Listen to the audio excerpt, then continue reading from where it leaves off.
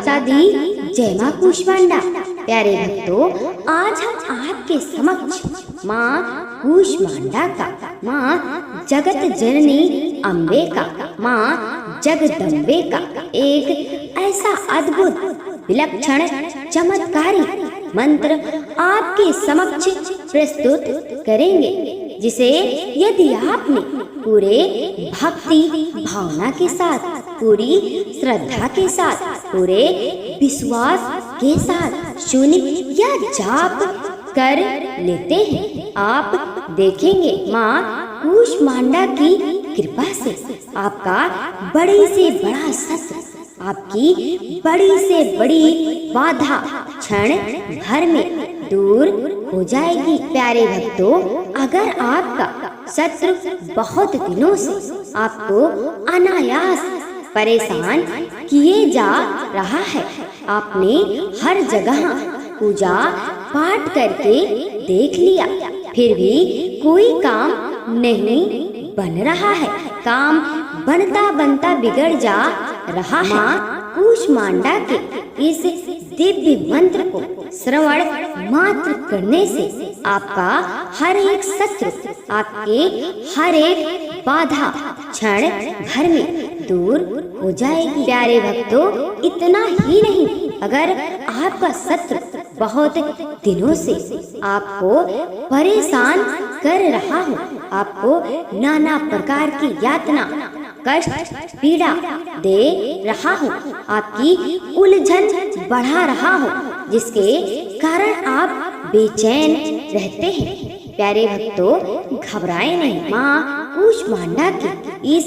मंत्र को मात्र श्रवण या जाप करने से आपके सकल मनोरथ भी दूर हो जाएंगे, साथ ही आपके शत्रु का तत्काल सफाया माँ कूष्मांडा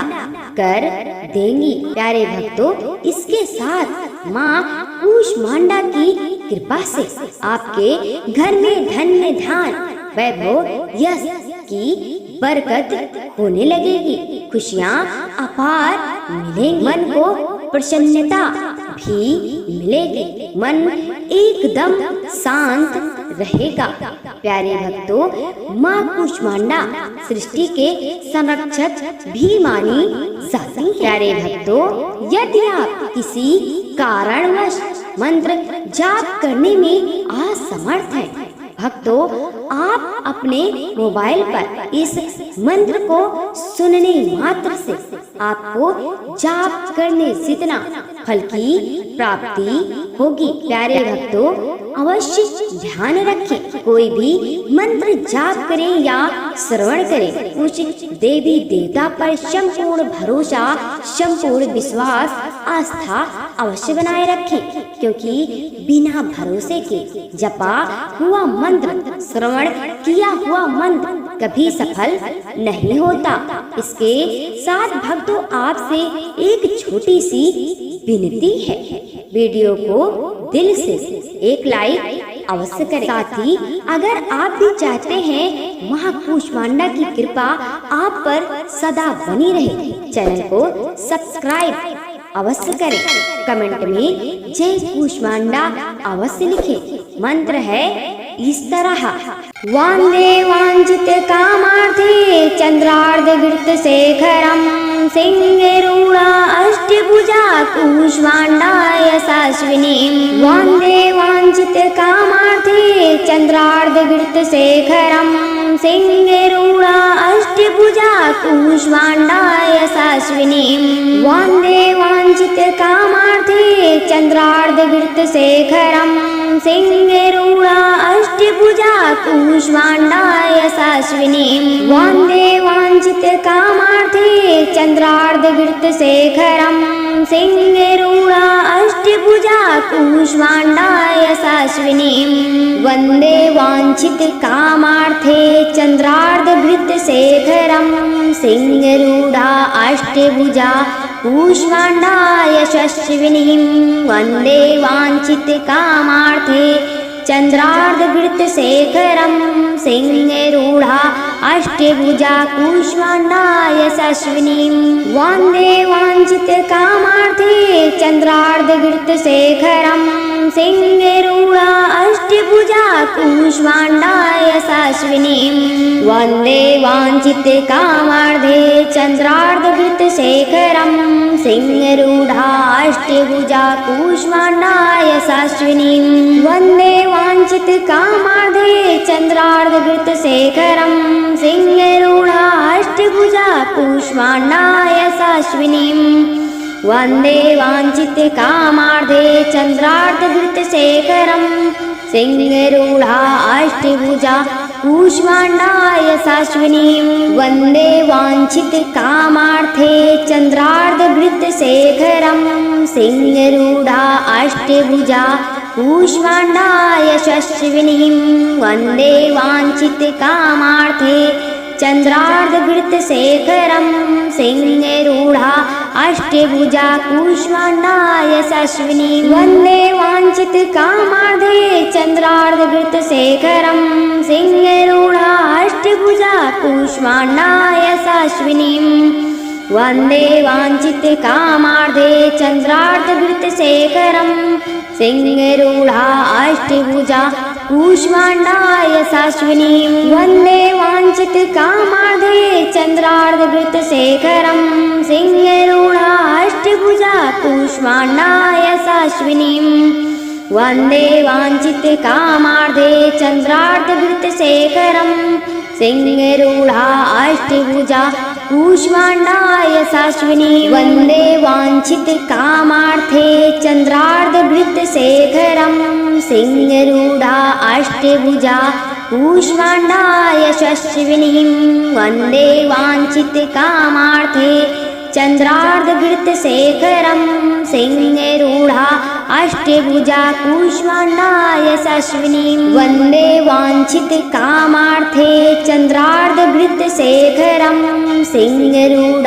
अष्टभुजा कूष्माण्डा यशस्विनीं वन्दे वाञ्छितकामार्थे चन्द्रार्धघृतशेखरं सिंहरूढा अष्टभुजा कूष्माण्डा यशस्विनीं वन्दे वाञ्छितकामार्थे चन्द्रार्धघृतशेखरं सिंहरूढा अष्टभुजा कूष्माण्डा यशस्विनीं वन्दे वाञ्छितकामार्थे चन्द्रार्धघृतशेखरं सिंहरूढा अष्टभुजा कूष्माण्डा यशस्विनीं वन्दे वाञ्छितकामार्थे चन्द्रार्धघृतशेखरं सिंहरूढा अष्टभुजा कूष्माण्डा यशस्विनीं वन्दे वाञ्छितकामार्थे चन्द्रार्धघृतशेखरं सिंहरूढा अष्टभुजा कूष्माण्डा यशस्विनीं वन्दे वाञ्छितकामार्थे चन्द्रार्धघृतशेखरं सिंहरूढा अष्टभुजा कूष्माण्डा यशस्विनीं वन्दे वाञ्छितकामार्थे चन्द्रार्धघृतशेखरं सिंहरूढा अष्टभुजा कूष्माण्डा यशस्विनीं वन्दे वाञ्छितकामार्थे चन्द्रार्धघृतशेखरं सिंहरूढा अष्टभुजा कूष्माण्डा यशस्विनीं वन्दे वाञ्छितकामार्थे चन्द्रार्धघृतशेखरं सिंहरूढा अष्टभुजा कूष्माण्डा यशस्विनीं वन्दे वाञ्छितकामार्थे चन्द्रार्धघृतशेखरं सिंहरूढा अष्टभुजा कूष्माण्डा यशस्विनीं वन्दे वाञ्छितकामार्थे चन्द्रार्धघृतशेखरं सिंहरूढा अष्टभुजा कूष्माण्डा यशस्विनीं वन्दे वाञ्छितकामार्थे चन्द्रार्धघृतशेखरं सिंहरूढा अष्टभुजा कूष्माण्डा यशस्विनीं वन्दे वाञ्छितकामार्थे चन्द्रार्धघृतशेखरं सिंहरूढा अष्टभुजा कूष्माण्डा यशस्विनीं वन्दे वाञ्छितकामार्थे चन्द्रार्धघृतशेखरं सिंहरूढा अष्टभुजा कूष्माण्डा यशस्विनीं वन्दे वाञ्छितकामार्थे चन्द्रार्धघृतशेखरं सिंहरूढा अष्टभुजा कूष्माण्डा यशस्विनी वन्दे वाञ्छितकामार्थे चन्द्रार्धघृतशेखरं सिंहरूढा अष्टभुजा कूष्माण्डा यशस्विनीं वन्दे वाञ्छितकामार्थे चन्द्रार्धघृतशेखरं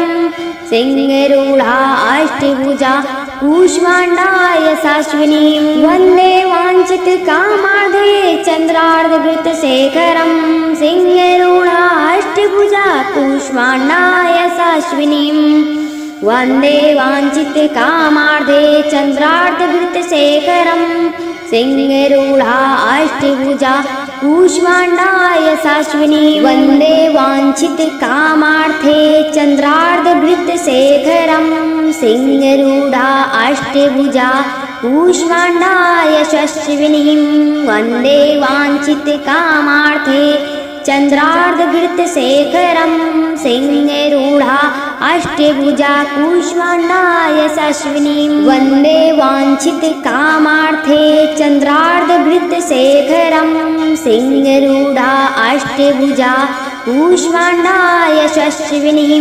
वन्दे वाञ्छितकामार्थे चन्द्रार्धघृतशेखरं सिंहरूढा अष्टभुजा कूष्माण्डा यशस्विनीं वन्दे वाञ्छितकामार्थे चन्द्रार्धघृतशेखरं सिंहरूढा अष्टभुजा कूष्माण्डा यशस्विनीं वन्दे वाञ्छितकामार्थे चन्द्रार्धघृतशेखरं सिंहरूढा अष्टभुजा कूष्माण्डा यशस्विनी वन्दे वाञ्छितकामार्थे चन्द्रार्धघृतशेखरं सिंहरूढा अष्टभुजा कूष्माण्डा यशस्विनीं वन्दे वाञ्छितकामार्थे चन्द्रार्धघृतशेखरं सिंहरूढा अष्टभुजा कूष्माण्डा यशस्विनीं वन्दे वाञ्छितकामार्थे चन्द्रार्धघृतशेखरं सिंहरूढा अष्टभुजा कूष्माण्डा यशस्विनीं वन्दे वाञ्छितकामार्थे चन्द्रार्धघृतशेखरं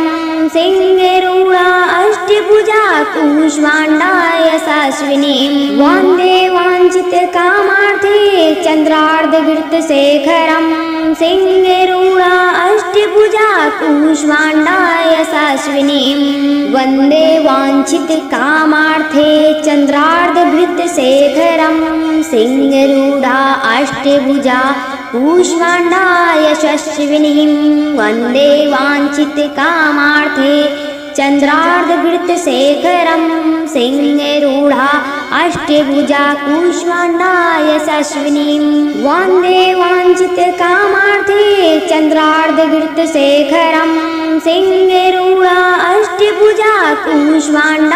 यशस्विनीं वन्दे वाञ्छितकामार्थे चन्द्रार्धघृतशेखरं सिंहरूढा अष्टभुजा कूष्माण्डा यशस्विनीं वन्दे वाञ्छितकामार्थे चन्द्रार्धघृतशेखरं सिंहरूढा अष्टभुजा कूष्माण्डा यशस्विनीं वन्दे वाञ्छितकामार्थे चन्द्रार्धघृतशेखरं सिंहरूढा अष्टभुजा कूष्माण्डा यशस्विनीं वन्दे वाञ्छितकामार्थे चन्द्रार्धघृतशेखरं सिंहरूढा अष्टभुजा कूष्माण्डा यशस्विनीं वन्दे वाञ्छितकामार्थे चन्द्रार्धघृतशेखरं सिंहरूढा अष्टभुजा कूष्माण्डा यशस्विनीं वन्दे वाञ्छितकामार्थे चन्द्रार्धघृतशेखरं सिंहरूढा अष्टभुजा कूष्माण्डा यशस्विनीं वन्दे वाञ्छितकामार्थे चन्द्रार्धघृतशेखरं सिंहरूढा अष्टभुजा कूष्माण्डा यशस्विनीं वन्दे वाञ्छितकामार्थे चन्द्रार्धघृतशेखरं सिंहरूढा अष्टभुजा कूष्माण्डा यशस्विनीं वन्दे वाञ्छितकामार्थे चन्द्रार्धघृतशेखरं सिंहरूढा अष्टभुजा कूष्माण्डा यशस्विनी वन्दे वाञ्छितकामार्थे चन्द्रार्धघृतशेखरं सिंहरूढा अष्टभुजा कूष्माण्डाय यशस्विनीं वन्दे वाञ्छितकामार्थे चन्द्रार्धघृतशेखरं सिंहरूढा अष्टभुजा कूष्माण्डाय यशस्विनीं वन्दे वाञ्छितकामार्थे चन्द्रार्धघृतशेखरं सिंहरूढा अष्टभुजा कूष्माण्डाय यशस्विनीं वन्दे वाञ्छितकामार्थे चन्द्रार्धघृतशेखरं सिंहरूढा अष्टभुजा कूष्माण्डाय यशस्विनीं वन्दे वाञ्छितकामार्थे चन्द्रार्धघृतशेखरं सिंहरूढा अष्टभुजा कूष्माण्डाय यशस्विनीं वन्दे वाञ्छितकामार्थे चन्द्रार्धघृतशेखरं सिंहरूढा अष्टभुजा कूष्माण्डाय यशस्विनीं वन्दे वाञ्छितकामार्थे चन्द्रार्धघृतशेखरं सिंहरूढा अष्टभुजा कूष्माण्डाय यशस्विनीं वन्दे वाञ्छितकामार्थे चन्द्रार्धघृतशेखरं सिंहरूढा अष्टभुजा कूष्माण्डाय यशस्विनीं वन्दे वाञ्छितकामार्थे चन्द्रार्धघृतशेखरं सिंहरूढा अष्टभुजा कूष्माण्डाय यशस्विनीं वन्दे वाञ्छितकामार्थे चन्द्रार्धघृतशेखरं सिंहरूढा अष्टभुजा कूष्माण्डाय यशस्विनीं वन्दे वाञ्छितकामार्थे चन्द्रार्धघृतशेखरं सिंहरूढा अष्टभुजा कूष्माण्डाय यशस्विनीं वन्दे वाञ्छितकामार्थे चन्द्रार्धघृतशेखरं सिंहरूढा अष्टभुजा कूष्माण्डाय यशस्विनीं वन्दे वाञ्छितकामार्थे चन्द्रार्धघृतशेखरं सिंहरूढा अष्टभुजा कूष्माण्डाय यशस्विनीं वन्दे वाञ्छितकामार्थे चन्द्रार्धघृतशेखरं सिंहरूढा अष्टभुजा कूष्माण्डाय यशस्विनीं वन्दे वाञ्छितकामार्थे चन्द्रार्धघृतशेखरं सिंहरूढा अष्टभुजा कूष्माण्डाय यशस्विनीं वन्दे वाञ्छितकामार्थे चन्द्रार्धघृतशेखरं सिंहरूढा अष्टभुजा कूष्माण्डाय यशस्विनीं वन्दे वाञ्छितकामार्थे चन्द्रार्धघृतशेखरं सिंहरूढा अष्टभुजा कूष्माण्डाय यशस्विनीं वन्दे वाञ्छितकामार्थे चन्द्रार्धघृतशेखरं सिंहरूढा अष्टभुजा कूष्माण्डाय यशस्विनीं वन्दे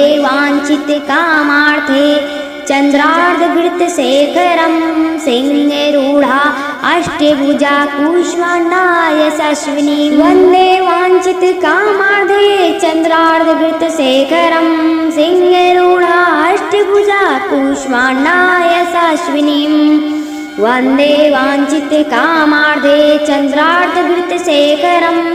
सिंहरूढा अष्टभुजा कूष्माण्डाय यशस्विनीं वन्दे वाञ्छितकामार्थे चन्द्रार्धघृतशेखरं सिंहरूढा अष्टभुजा कूष्माण्डाय यशस्विनीं वन्दे वाञ्छितकामार्थे चन्द्रार्धघृतशेखरं सिंहरूढा अष्टभुजा कूष्माण्डाय यशस्विनीं वन्दे वाञ्छितकामार्थे चन्द्रार्धघृतशेखरं सिंहरूढा अष्टभुजा कूष्माण्डाय यशस्विनीं वन्दे वाञ्छितकामार्थे चन्द्रार्धघृतशेखरं सिंहरूढा अष्टभुजा कूष्माण्डाय यशस्विनीं वन्दे वाञ्छितकामार्थे चन्द्रार्धघृतशेखरं सिंहरूढा अष्टभुजा कूष्माण्डाय यशस्विनीं वन्दे वाञ्छितकामार्थे चन्द्रार्धघृतशेखरं सिंहरूढा अष्टभुजा कूष्माण्डाय यशस्विनीं वन्दे वाञ्छितकामार्थे चन्द्रार्धघृतशेखरं सिंहरूढा अष्टभुजा कूष्माण्डाय यशस्विनीं वन्दे वाञ्छितकामार्थे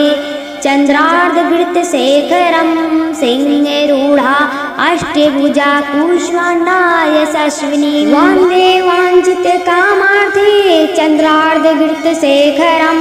सिंहरूढा अष्टभुजा कूष्माण्डा यशस्विनीं वन्दे वाञ्छितकामार्थे चन्द्रार्धघृतशेखरं सिंहरूढा अष्टभुजा कूष्माण्डा यशस्विनीं वन्दे वाञ्छितकामार्थे चन्द्रार्धघृतशेखरं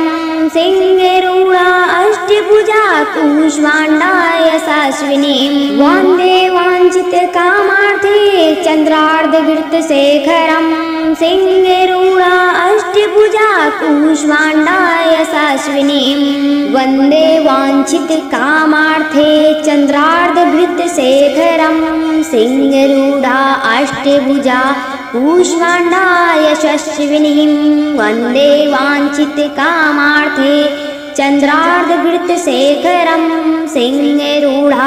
अष्टभुजा कूष्माण्डा यशस्विनीं वन्दे वाञ्छितकामार्थे चन्द्रार्धघृतशेखरं सिंहरूढा अष्टभुजा कूष्माण्डा यशस्विनीं वन्दे वाञ्छितकामार्थे चन्द्रार्धघृतशेखरं सिंहरूढा अष्टभुजा कूष्माण्डा यशस्विनीं वन्दे वाञ्छितकामार्थे चन्द्रार्धघृतशेखरं सिंहरूढा अष्टभुजा कूष्माण्डा यशस्विनीं वन्दे वाञ्छितकामार्थे चन्द्रार्धघृतशेखरं सिंहरूढा अष्टभुजा कूष्माण्डा यशस्विनीं वन्दे वाञ्छितकामार्थे चन्द्रार्धघृतशेखरं सिंहरूढा अष्टभुजा कूष्माण्डा यशस्विनीं वन्दे वाञ्छितकामार्थे चन्द्रार्धघृतशेखरं सिंहरूढा अष्टभुजा कूष्माण्डा यशस्विनीं वन्दे वाञ्छितकामार्थे चन्द्रार्धघृतशेखरं सिंहरूढा अष्टभुजा कूष्माण्डा यशस्विनीं वन्दे वाञ्छितकामार्थे चन्द्रार्धघृतशेखरं सिंहरूढा अष्टभुजा कूष्माण्डा यशस्विनीं वन्दे वाञ्छितकामार्थे चन्द्रार्धघृतशेखरं सिंहरूढा अष्टभुजा कूष्माण्डा यशस्विनीं वन्दे वाञ्छितकामार्थे चन्द्रार्धघृतशेखरं सिंहरूढा अष्टभुजा कूष्माण्डा यशस्विनीं वन्दे वाञ्छितकामार्थे चन्द्रार्धघृतशेखरं सिंहरूढा अष्टभुजा कूष्माण्डा यशस्विनीं वन्दे वाञ्छितकामार्थे चन्द्रार्धघृतशेखरं सिंहरूढा अष्टभुजा कूष्माण्डा यशस्विनीं वन्दे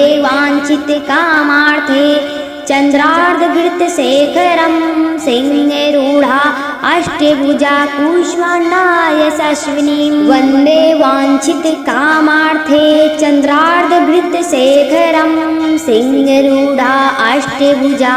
कूष्माण्डा यशस्विनीं वन्दे वाञ्छितकामार्थे चन्द्रार्धघृतशेखरं सिंहरूढा अष्टभुजा कूष्माण्डा यशस्विनीं वन्दे वाञ्छितकामार्थे चन्द्रार्धघृतशेखरं सिंहरूढा अष्टभुजा कूष्माण्डा यशस्विनीं वन्दे वाञ्छितकामार्थे चन्द्रार्धघृतशेखरं सिंहरूढा अष्टभुजा कूष्माण्डा यशस्विनीं वन्दे वाञ्छितकामार्थे चन्द्रार्धघृतशेखरं सिंहरूढा अष्टभुजा कूष्माण्डा यशस्विनीं वन्दे वाञ्छितकामार्थे चन्द्रार्धघृतशेखरं सिंहरूढा अष्टभुजा कूष्माण्डा यशस्विनीं वन्दे वाञ्छितकामार्थे चन्द्रार्धघृतशेखरं सिंहरूढा अष्टभुजा कूष्माण्डा यशस्विनीं वन्दे वाञ्छितकामार्थे चन्द्रार्धघृतशेखरं सिंहरूढा अष्टभुजा कूष्माण्डा यशस्विनीं वन्दे वाञ्छितकामार्थे चन्द्रार्धघृतशेखरं सिंहरूढा अष्टभुजा कूष्माण्डा यशस्विनीं वन्दे वाञ्छितकामार्थे चन्द्रार्धवृत्तशेखरं सिंहरूढा अष्टभुजा कूष्माण्डा यशस्विनीं वन्दे वाञ्छितकामार्थे चन्द्रार्धवृत्तशेखरं सिंहरूढा अष्टभुजा कूष्माण्डा यशस्विनीं वन्दे वाञ्छितकामार्थे चन्द्रार्धवृत्तशेखरं सिंहरूढा अष्टभुजा कूष्माण्डा यशस्विनीं वन्दे वाञ्छितकामार्थे चन्द्रार्धवृत्तशेखरं सिंहरूढा अष्टभुजा कूष्माण्डा यशस्विनीं वन्दे वाञ्छितकामार्थे चन्द्रार्धवृत्तशेखरं सिंहरूढा अष्टभुजा कूष्माण्डा यशस्विनीं वन्दे वाञ्छितकामार्थे चन्द्रार्धवृत्तशेखरं सिंहरूढा अष्टभुजा कूष्माण्डा यशस्विनीं वन्दे वाञ्छितकामार्थे चन्द्रार्धवृत्तशेखरं सिंहरूढा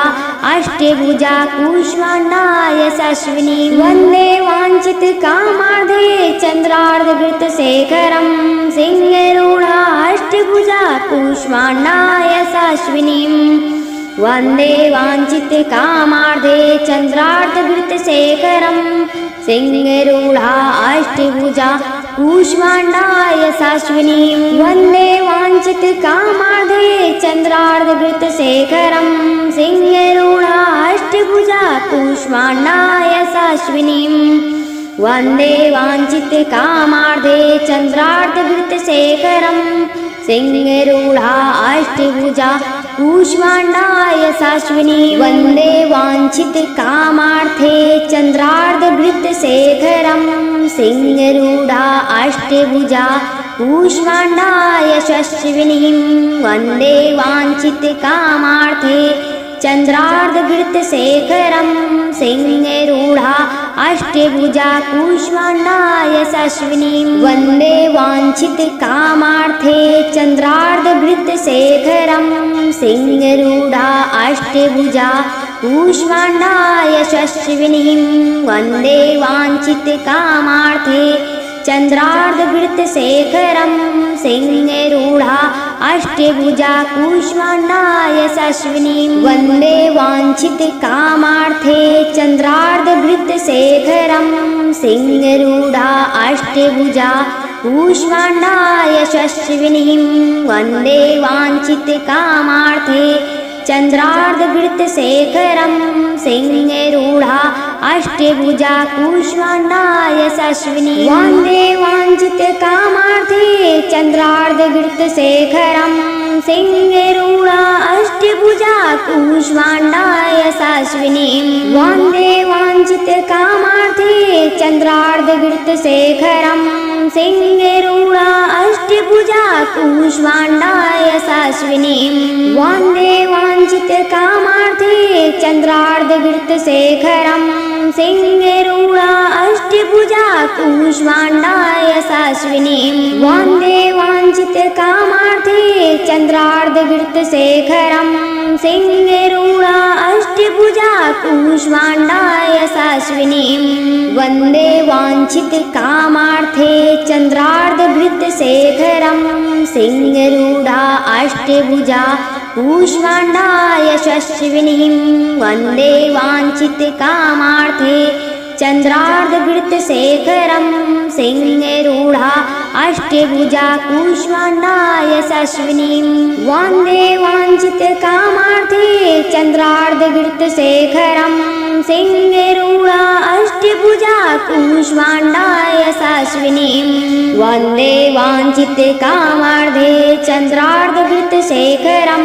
सिंहरूढा अष्टभुजा कूष्माण्डा यशस्विनीं वन्दे वाञ्छितकामार्थे चन्द्रार्धवृत्तशेखरं सिंहरूढा अष्टभुजा कूष्माण्डा यशस्विनीं वन्दे वाञ्छितकामार्थे चन्द्रार्धवृत्तशेखरं सिंहरूढा अष्टभुजा कूष्माण्डा यशस्विनीं वन्दे वाञ्छितकामार्थे चन्द्रार्धवृत्तशेखरं सिंहरूढा अष्टभुजा कूष्माण्डाय यशस्विनीं वन्दे वाञ्छितकामार्थे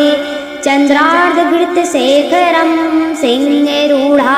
अष्टभुजा कूष्माण्डाय यशस्विनीं वन्दे वाञ्छितकामार्थे चन्द्रार्धघृतशेखरं सिंहरूढा अष्टभुजा कूष्माण्डाय यशस्विनीं वन्दे वाञ्छितकामार्थे चन्द्रार्धघृतशेखरं सिंहरूढा अष्टभुजा कूष्माण्डाय यशस्विनीं वन्दे वाञ्छितकामार्थे चन्द्रार्धघृतशेखरं सिंहरूढा अष्टभुजा कूष्माण्डाय यशस्विनीं वन्दे वाञ्छितकामार्थे चन्द्रार्धघृतशेखरं सिंहरूढा अष्टभुजा कूष्माण्डाय यशस्विनीं वन्दे वाञ्छितकामार्थे चन्द्रार्धघृतशेखरं सिंहरूढा अष्टभुजा कूष्माण्डाय यशस्विनीं वन्दे वाञ्छितकामार्थे चन्द्रार्धघृतशेखरं सिंहरूढा अष्टभुजा कूष्माण्डाय यशस्विनीं वन्दे वाञ्छितकामार्थे चन्द्रार्धघृतशेखरं सिंहरूढा अष्टभुजा कूष्माण्डाय यशस्विनीं वन्दे वाञ्छितकामार्थे चन्द्रार्धघृतशेखरं सिंहरूढा अष्टभुजा कूष्माण्डाय यशस्विनीं वन्दे वाञ्छितकामार्थे चन्द्रार्धघृतशेखरं सिंहरूढा अष्टभुजा कूष्माण्डाय यशस्विनीं वन्दे वाञ्छितकामार्थे चन्द्रार्धघृतशेखरं सिंहरूढा अष्टभुजा कूष्माण्डाय यशस्विनीं वन्दे वाञ्छितकामार्थे चन्द्रार्धघृतशेखरं सिंहरूढा अष्टभुजा कूष्माण्डाय यशस्विनीं वन्दे वाञ्छितकामार्थे चन्द्रार्धघृतशेखरं सिंहरूढा अष्टभुजा कूष्माण्डाय यशस्विनीं वन्दे वाञ्छितकामार्थे चन्द्रार्धघृतशेखरं सिंहरूढा अष्टभुजा कूष्माण्डाय यशस्विनीं वन्दे वाञ्छितकामार्थे चन्द्रार्धघृतशेखरं सिंहरूढा अष्टभुजा कूष्माण्डाय यशस्विनीं वन्दे वाञ्छितकामार्थे चन्द्रार्धघृतशेखरं सिंहरूढा अष्टभुजा कूष्माण्डाय यशस्विनीं वन्दे वाञ्छितकामार्थे चन्द्रार्धघृतशेखरं सिंहरूढा अष्टभुजा कूष्माण्डाय यशस्विनीं वन्दे वाञ्छितकामार्थे चन्द्रार्धघृतशेखरं सिंहरूढा अष्टभुजा कूष्माण्डाय यशस्विनीं वन्दे वाञ्छितकामार्थे चन्द्रार्धघृतशेखरं सिंहरूढा अष्टभुजा कूष्माण्डाय यशस्विनीं वन्दे वाञ्छितकामार्थे चन्द्रार्धघृतशेखरं सिंहरूढा अष्टभुजा कूष्माण्डाय यशस्विनीं वन्दे वाञ्छितकामार्थे चन्द्रार्धघृतशेखरं सिंहरूढा अष्टभुजा कूष्माण्डाय यशस्विनीं वन्दे वाञ्छितकामार्थे चन्द्रार्धघृतशेखरं सिंहरूढा अष्टभुजा कूष्माण्डाय यशस्विनीं वन्दे वाञ्छितकामार्थे चन्द्रार्धघृतशेखरं सिंहरूढा अष्टभुजा कूष्माण्डाय यशस्विनीं वन्दे वाञ्छितकामार्थे चन्द्रार्धघृतशेखरं सिंहरूढा अष्टभुजा कूष्माण्डाय यशस्विनीं वन्दे वाञ्छितकामार्थे चन्द्रार्धघृतशेखरं सिंहरूढा अष्टभुजा कूष्माण्डाय यशस्विनीं वन्दे वाञ्छितकामार्थे चन्द्रार्धघृतशेखरं सिंहरूढा अष्टभुजा कूष्माण्डाय यशस्विनीं वन्दे वाञ्छितकामार्थे चन्द्रार्धघृतशेखरं सिंहरूढा अष्टभुजा कूष्माण्डाय यशस्विनीं वन्दे वाञ्छितकामार्थे चन्द्रार्धघृतशेखरं सिंहरूढा अष्टभुजा कूष्माण्डाय यशस्विनीं वन्दे वाञ्छितकामार्थे चन्द्रार्धघृतशेखरं सिंहरूढा अष्टभुजा कूष्माण्डाय यशस्विनीं वन्दे वाञ्छितकामार्थे चन्द्रार्धघृतशेखरं सिंहरूढा अष्टभुजा कूष्माण्डाय यशस्विनीं वन्दे वाञ्छितकामार्थे चन्द्रार्धघृतशेखरं सिंहरूढा अष्टभुजा कूष्माण्डाय यशस्विनी।